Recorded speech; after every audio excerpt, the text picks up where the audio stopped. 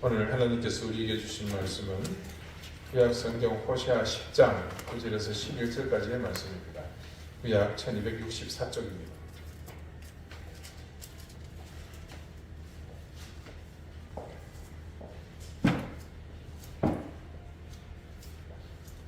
호세아 10장 9절에서 11절 말씀을 제가 읽겠습니다. 이제 다 같이 자리에서 일어나 하나님의 말씀을 경청하십시오.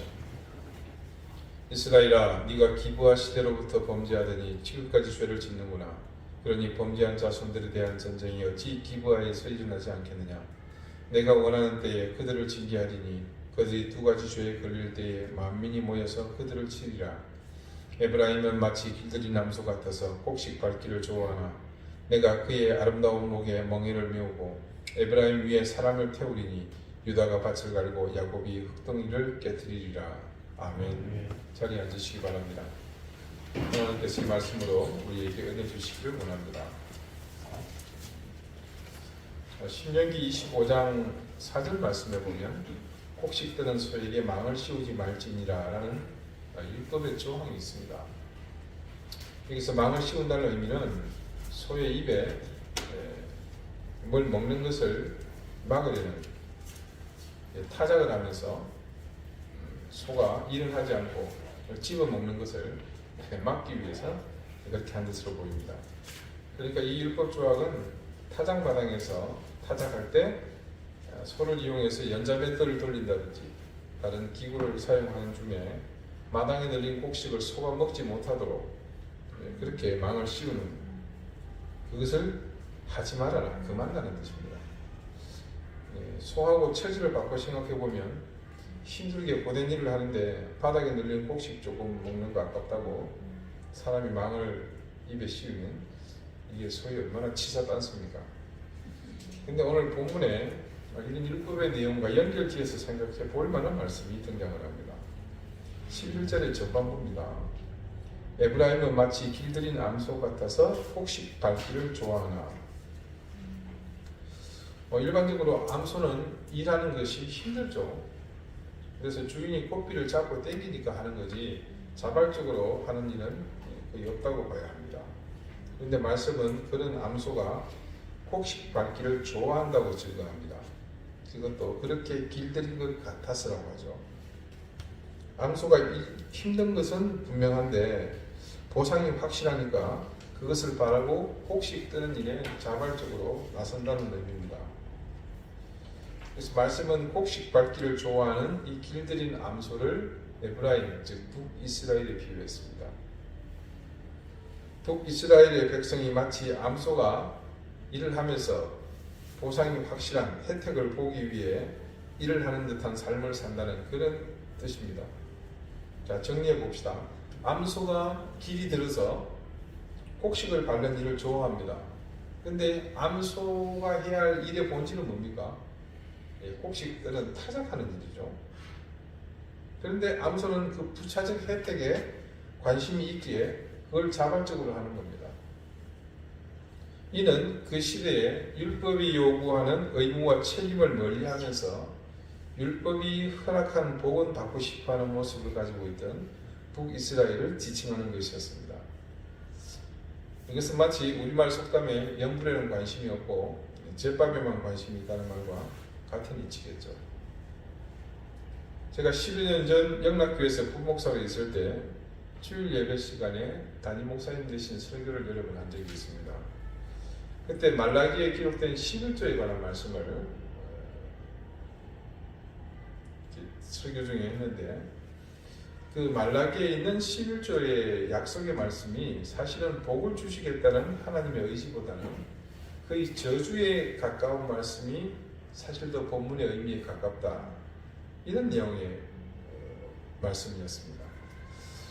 만군의 여호와가 이르노라 너희의 은밀한 온전한 11조를 창고에 들여 나의 집에 양식이 있게 하고 그것으로 나를 시험하여 내가 하늘 문을 열고 너희에게 복을 쌓을 곳이 없도록 붙지 아니하나 보라. 이게 말라기 3장 10절 말씀입니다. 이 한 절만 뚝 떼놓고 보면 내용이 11조 헌금을 잘 드리면 복을 주시는데 이 규모가 어마어마합니다. 하늘의 문을 열고 쌓을 곳이 없도록 복을 주시는 정도가 아니라 붓는다고 그렇게 하십니다. 듣기 얼마나 좋은 말씀입니까? 그래서 많은 교회에서는 교인들에게 11조 헌금을 강조하면서 그렇게 복을 주시니 11조 헌금 꼭 하라고 이 약속의 말씀을 믿으라고 강조하는데 주로 사용하는 말씀입니다. 그래서 우리 교회는 없습니다만 많은 교회 11조 헌금 봉투에 보면 이 말라기 3장 11절이라고 적어놨습니다. 11조에 복을 주신다고. 그런데 이 말씀의 중간에 한 가지 뭔가 좀 짚고 넘어가야 할 부분이 있습니다. 우선 이 말씀은 복을 쌓을 곳이 없도록 하늘 문을 열고 부어주시겠다라고 단정해서 하신 말씀이 아니라는 것에서 출발합니다. 이 말씀은 일종의 가정법이죠. 그 시작이 시험하여 보라는 말로 시작하여 끝에 그렇게 되는지 아닌지 지켜보라. 붙지 아니하나 보라. 이렇게 종결되고 있습니다. 정해진 사실이 아니라 가정하는 거죠. 의미인즉 하나님을 시험하여 그렇게 되는지 안 되는지 지켜보라는 뜻입니다. 표면적으로 슬쩍 지나가다가 보면 이게 그냥 창구에 차고 넘치도록 복을 주시니 11조 헌금을 드리라는 말 같지만 사실은 그게 아니었던 겁니다. 성경에 있는 사람이 이 부분은 눈에 힘을 주어 읽지만 사실 그 앞절의 말씀을 정독하여 읽어볼 기회는 없습니다. 이 본문의 바로 앞부분 8절과 9절 말씀입니다. 천천히 들어보십시오. 사람이 어찌 하나님의 것을 도둑질하겠느냐? 그러나 너희는 나의 것을 도둑질하고도 말하기를 우리가 어떻게 주의 것을 도둑질하였나이까 하는도다.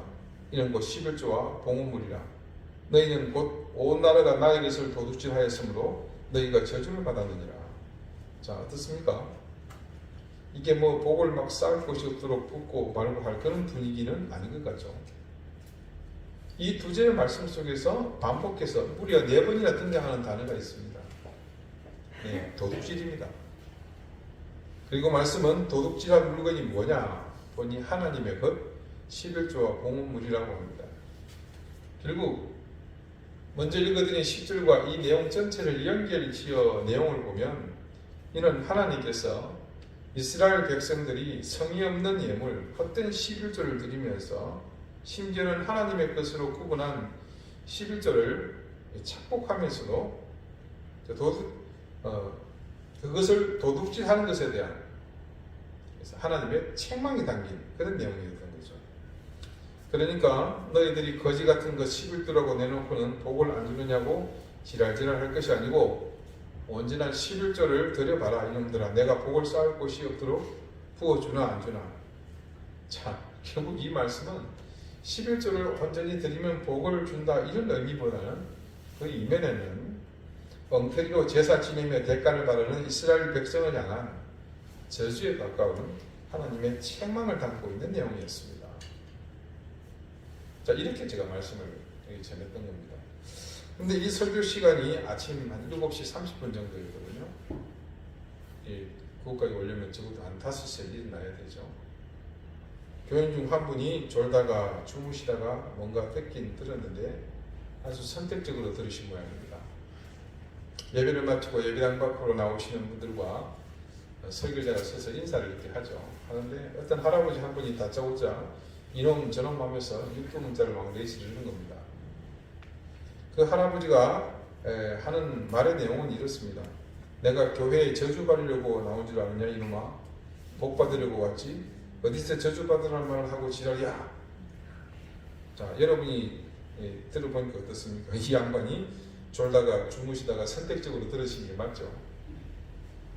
사실 그거야 제가 뭐 설교를 졸리게 했으니까 가해자의 제 책임이지만 이분의 이야기를 들으면서 저는 좀 착잡했습니다.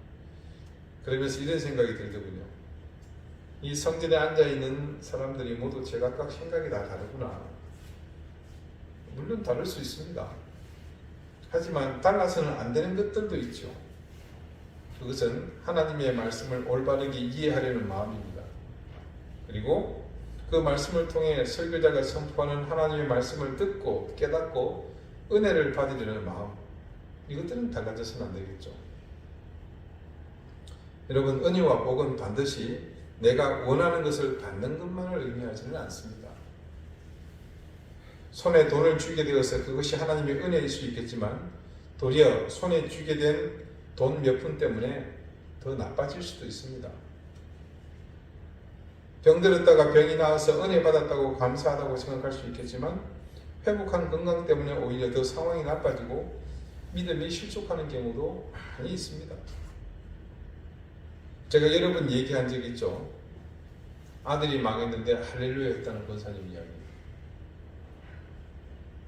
한 권사님이 자기 아들이 강아지 미용실을 하면서 돈을 잘 버는데 그게 싫답니다. 이유는 간단했습니다. 처음에는 그러지 않았는데 이제는 주일에 주말에 손님을 더 많이 받아서 돈을 더 많이 벌겠다고 그러면서 아예 주일 예배를 드리지 않는다는 겁니다. 그래서 신방을 갔더니 그 권사님이 그것을 기도 제목으로 내놓으셨어요. 수백 가정을 제가 돌아다니며 신방을 했지만 자기 자식 돈 잘 버는 것이 문제라며 기도 제목으로 내놓는 분은 처음이었습니다. 그리고 그 해당 교구를 옮기게 되었고 2년 가까이 된 시점에 교회 마당에서 그 권사님을 만났습니다. 제가 묻지도 않았는데 권사님은 제 손을 덥석 잡고는 목사님 감사합니다 하면서 인사를 합니다. 저는 워낙 인상 깊은 집이기 때문에 그리고 세세히 기억하고 있는 이 문제를 물었습니다. 아들 문제죠. 또 그건 제가 기도하던 일이기도 했고 권사님은 얼굴이 환한 모습으로 목사님 아들 미용실 망했어요 하면서 마치 복권에 당첨된 듯 기쁜 음색으로 말하는 겁니다. 살다 아들 사업 망했다고 기뻐하는 엄마의 모습은 그때가 처음이자 마지막이었던 것 같습니다. 아들이 손님이 자꾸 늘니까 욕심이 생겼습니다. 그래서 처음에는 주일을 그냥 돈 버는 일에 정신이 팔려서 지키지 않더니 조금 있다가는 사업을 확정하더랍니다.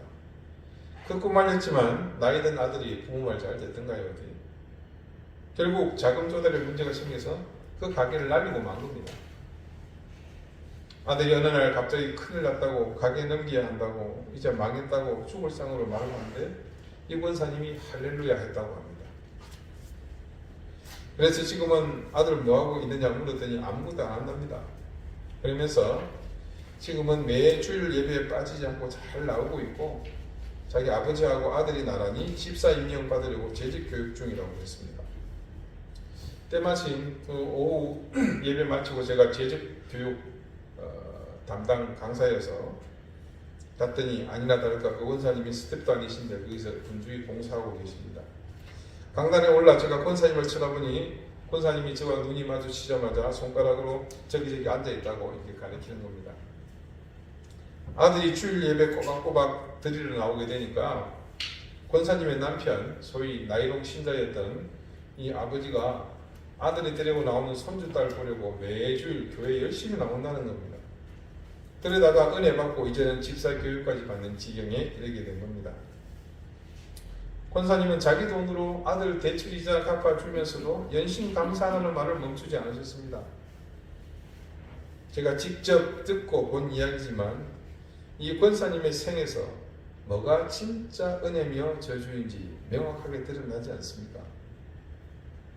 우리 그리스도인이 신앙생활을 하는 목적을 분명하게 못 박지 않으면 우리는 불신자들보다도 오히려 더 못한 삶을 살 수도 있습니다.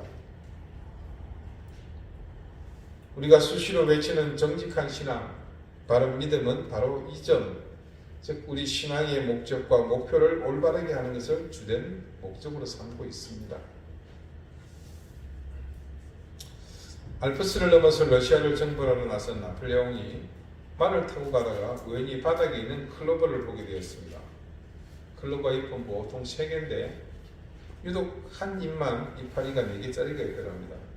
그래서 신기해서 그것을 주우려고 머리를 숙여서 땅바닥에 손을 닿는데 그때 숙인 몸 위로 총알이 날아갔다고 합니다. 그래서 이때부터 내 입 달린 클로바는 행운의 상징으로 여겨졌다는 전설의 고향 같은 이야기가 있죠. 누군가에게 네잎 클로바를 선물하면 다들 좋아합니다. 왜요? 이게 행운의 상징이라는 것을 알기 때문입니다. 근데 여러분, 네잎 말고 쉐잎 클로바가 상징하는 것도 있습니다. 그것은 놀랍게도 행복이라고 합니다. 행운과 행복을 저울에 달면 어느 쪽이 더 무겁겠습니까? 당연히 행복이죠. 행운은 한시적이지만 행복은 지속되는 상태를 말하니까요. 대다수 사람은 내 입자리가 행운을 상징한다는 사실은 알지만 이 세이클로바가 행복을 상징한다는 사실은 모릅니다. 그러니까 결국 우리가 행운을 상징하는 네잎클로바 찾으려고 클로바 밭을 뒤질 때 어이없게도 우리는 행복을 상징하는 이 세이클로바를 하염없이 반복하여 지속적으로 밟아 삐대면서 네잎클로바를 찾았던 겁니다. 우리는 그동안 우리의 행복을 짓밟으면서 행운을 찾아 헤맸던 셈입니다. 여러분, 우리 교우들께서는 적어도 성경적인 바른 행복관에 대해서 많은 지식이 있습니다. 성경 말씀이 말하는 복이 무엇인가? 행복을 대표하는 복이라는 것의 진짜 의미를 우리는 잘 압니다. 그리고 무엇보다 그것이 하나님의 품 안에 뿌리 내리고 있어야 한다는 사실은 두말할 나위 없습니다. 인간에게 하나님이 주시는 복이라는 것은 근본적으로 하나님과의 바른 관계를 지향하는 것에서 출발합니다. 하나님과 올바른 교제를 위해서 우리가 온전한 하나님의 사랑을 받는 대상이 되도록 우리를 온전케 하시는 하나님의 모든 행위가 바로 복입니다. 그래서 그것은 소유를 통해서 오는 행복이 아닙니다. 또한 그것은 힘을 통해서 누군가 위해서 굴림해서 얻는 행복이 아닙니다. 여러분, 이런 것들이 복이었다면, 그것이 우리 신앙의 목적이었다면 우리 주님은 그런 면에서 철저한 실패자입니다. 그런 면에서 역사는 우리 주님의 흔적을 단 한 문장도 기록해야 할 어떤 명분도 이유도 없으며 2000년의 기독교 역사는 이 세상에서 가장 완벽한 사기 집단에 불과합니다. 우리는 2주 전에 아주 놀라운 사실을 하나 알게 되었지 않습니까? 가나안 땅에 정착하여 살게 된 이스라엘이 그 지역의 가나안 종교를 대하는 태도에 대해서 말입니다. 그들은 놀랍게도 여호와 하나님을 완전히 버리고 그것을 선택한 것이 아니었습니다. 여호와 하나님을 섬기는 가운데에 그 땅의 종교 바알과 아스다롯을 함께 섬겼다는 사실입니다.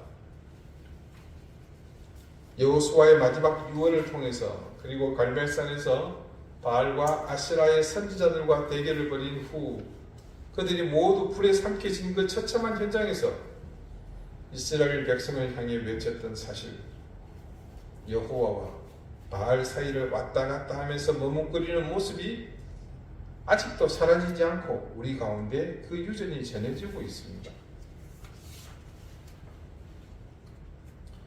여호와 하나님과 바알, 이 시대 하나님을 대적하는 바알을 대표하는 맘몬, 물질을 사랑하고 섬기려는 마음은 그 시대와 다르지 않게 우리 가운데 깊이 뿌리내리고 있습니다. 그래서 이 시대에 깨어있는 교회의 현주소와 그리고 다가올 미래의 중요한 화두로 꼽는 것이 바로 교회의 세속화입니다. 간단한 예를 들어보겠습니다. 지금 이곳 제주도에서 부흥하고 있는 교회가 손을 꼽을 정도로 몇 안 됩니다. 손으로 꼽을 필요도 없고 단 두 곳이라고 봐도 거의 무방합니다. 제주 시내에 있는 제일 큰 교회 하나, 그리고 우리 인근에 있는 교회 하나, 그렇습니다. 그 교회의 공통점은 가만히 있어도 사람들이 몰려든다는 겁니다. 자, 과연 그것을 교회의 부흥이라고 봐야 할까요? 그 교회 교인들이 거리로 나가 직장으로 혹은 이웃으로 가서 불신자들을 전도해서 그들이 복음을 받아들이고 주님을 구주로 영접하는 이 구원의 역사를 통해서 그것이 부흥한 걸까요? 자, 이게 굉장히 당연한 생각이었습니다. 당연한 일이었는데 이제 이게 어색한 시대가 되어버렸어요. 교회가 매력이 있어서 그리고 경쟁력이 있어서 고객이 원하는 것을 채워주는 곳이 되어야 성장한다는 겁니다.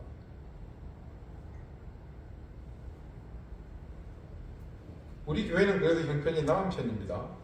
여러분이 아침에 교회 오시다가 만나는 길가의 조그만 교회들 형편을 보면 누구나 한 번씩 들어가다가 다시는 가고 싶지 않다는 생각들이 그냥 다들 들죠. 그리고 집에 와서 인터넷 뒤져가지고 제주도에 여기 갈 만한 교회 없나? 여기 지금 계속 뒤집니다.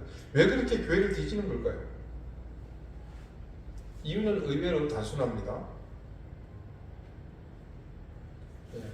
내가 편한 곳을 찾는 겁니다. 여기서 말하는 편안한 것은 교회 출석과 관련하여 발생할 수 있는 거의 모든 일이 해당한다고 보면 됩니다. 한마디로 내 생각으로 내게 모든 것이 맞춰지는 곳을 찾는 겁니다. 목사의 설교는 말할 것도 없고요. 주차가 편한지, 교인들의 구성은 어떤지, 귀찮은 일 같은 거 거의 하지 않아야 되고요. 그리고 대부분 서울에서 또 육지에서 왔으니까 제주스럽지 않은 곳, 또 촌스럽지 않은 그런 곳이어야 한다는 생각이 가득 차 있는 거죠. 이런 이야기를 그런 분들에게 하면 아무도 이 사실을 인정 안 합니다. 어떻게 그런 말을 하느냐며 도리어 역공을 당할 수도 있습니다. 하지만 이건 언제까지나 밖에서 드러난 것을 분석한 객관적 현상입니다. 정작 해당하는 분들은 이미 이런 류의 조건들을 조건 반사적으로 순식간에 다다다닥 번개같이 다 점검하고 추식하기 때문에 그렇게 했다고 스스로 인지 못할 뿐입니다. 그렇게 보자면 요즘 기성세대에게 외계인처럼 느껴진다는 MZ세대와 같은 전혀 다른 인류가 교회를 채우기 시작하고 있다고 볼 것입니다. 자, 원론적인 얘기 하나 하죠. 기독교 가치의 핵심 중 빼놓을 수 없는 것 하나가 바로 구도의 삶입니다. 구도의 삶은 우리 신앙의 절대적인 본질, 구원을 향해 나가는 가장 힘있는 도구입니다. 이 세상에 어떤 방법으로 대체할 수 없는 가장 강력한 길이죠.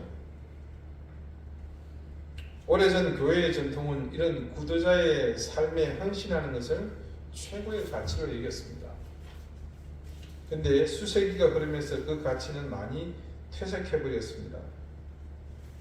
심지어 종교개혁의 기치 아래 새롭게 태어난 우리가 속한 개혁교회는 그것을 이전 세대의 유물로 여겨서 쉽게 그 형식을 배척해버렸습니다.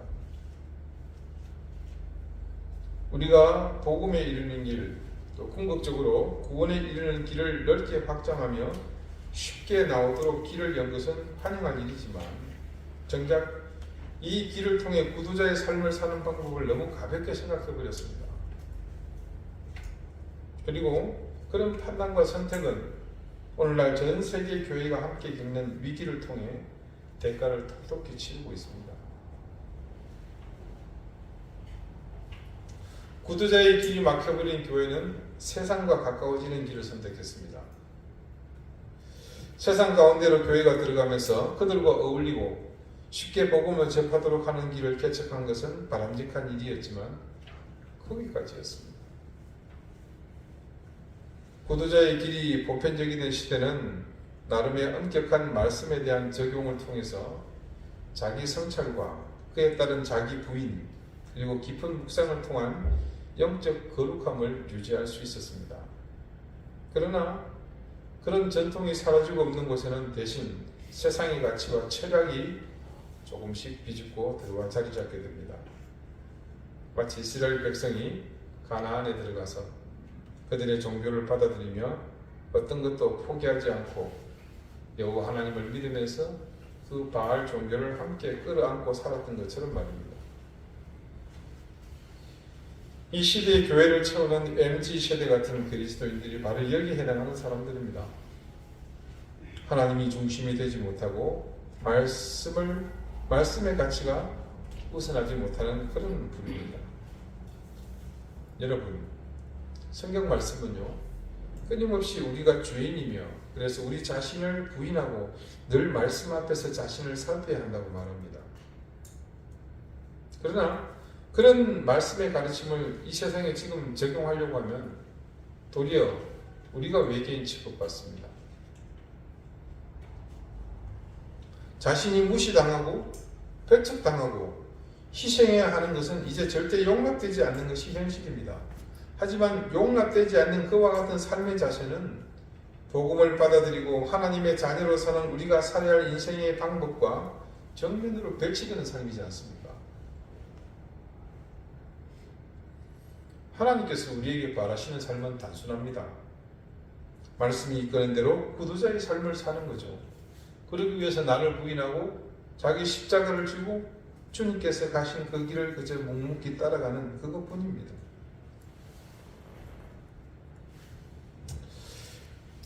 오늘 읽었던 말씀 11절 나머지 부분을 봅시다. 내가 그의 아름다운 목에 멍에를 메우고 에브라임 위에 사람을 태우리니 유다가 밭을 갈고 야곱이 흙덩이를 깨뜨리리라. 자, 왜 이렇게 하시는지 이유를 조금 짐작하시겠죠?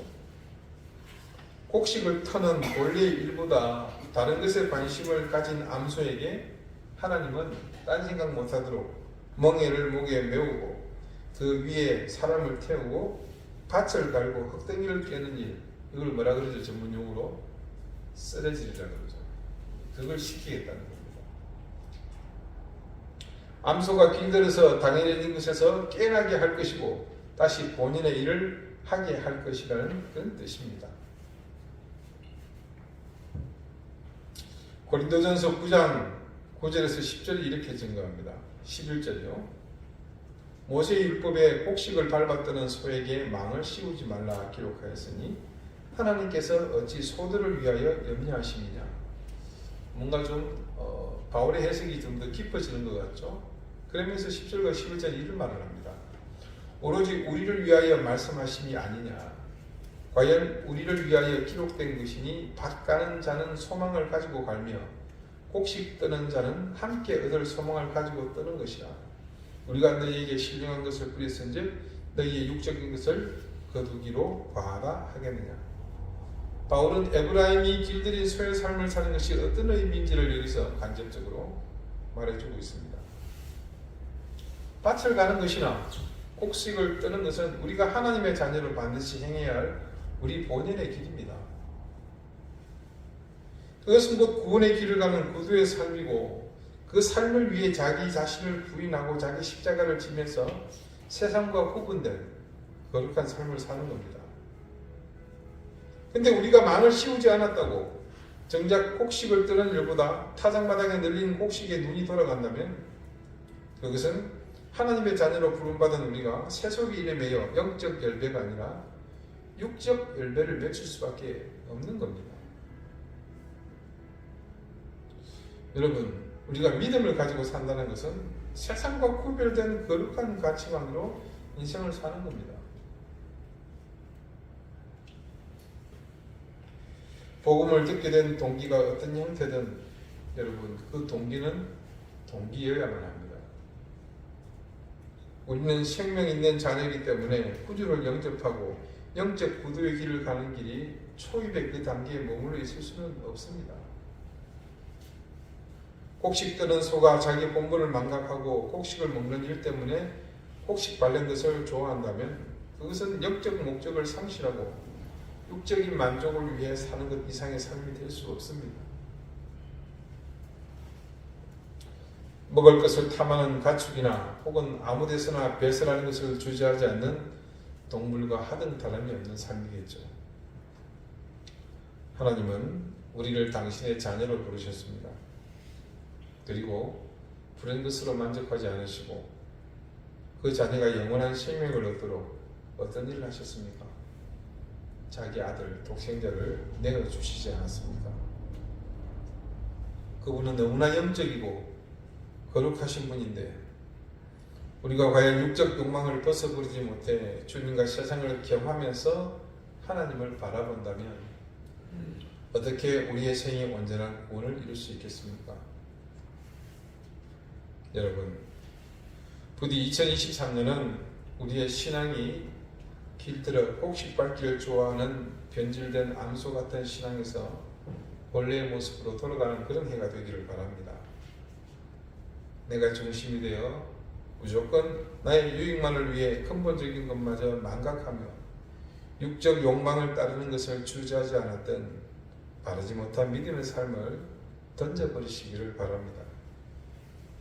여러분, 해가 갈수록 영분연 우리 신앙의 터전은 더욱 다양해진 이 다양성 속에서 계속해서 더 큰 위협을 받게 될 것입니다.